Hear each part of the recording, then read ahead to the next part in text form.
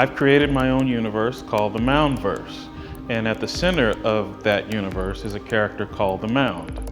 Rotating around this central figure are all types of other characters.